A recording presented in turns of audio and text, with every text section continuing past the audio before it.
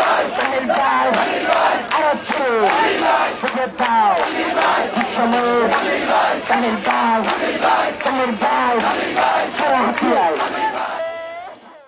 বিএনপির রাষ্ট্র মেরামতের ৩১ দফা বাস্তবায়নের লিফলেট ও পথসভা করেছেন জেলা আহ্বায়ক কমিটির সদস্য ও হাতিয়া বিএনপির সাবেক সাধারণ সম্পাদক প্রকৌশলী মোহাম্মদ তানভীর উদ্দিন রাজীব। শনিবার ৪ অক্টোবর বিকেলে উপজেলার চৌমুহনী বাজারে এক গণমিছিল শেষে পথসভা ও লিফলেট বিতরণ অনুষ্ঠিত হয়।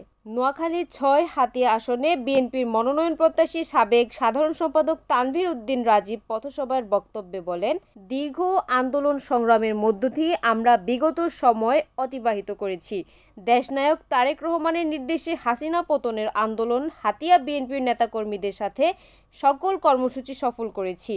ঢাকা চট্টগ্রামে দলীয় কর্মসূচিতে গণতন্ত্র ও মানুষের ভোটাধিকারের জন্য দীর্ঘ সময় ধরে আন্দোলন করেছি। এ সময় উপস্থিত ছিলেন নোয়াখালী জেলা যুবদলের সাবেক যুগ্ম সাধারণ সম্পাদক জাকের উদ্দিন পারভেজ, বিএনপির সাবেক দপ্তর সম্পাদক রফিক উদ্দিন, হাতিয়া যুবদলের সাবেক সদস্য সচিব আবুল বাশার হাওলাদার। রিপোর্ট করেছেন হানিফুদ্দিন সাকিব, NNTV, নোয়াখালী।